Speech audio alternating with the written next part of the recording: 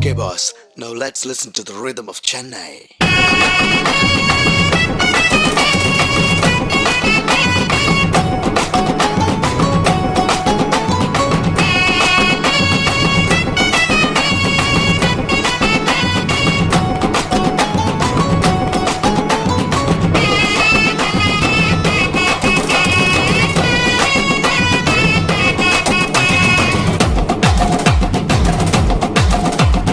பஞ்சு முட்டாய் சீல கட்டி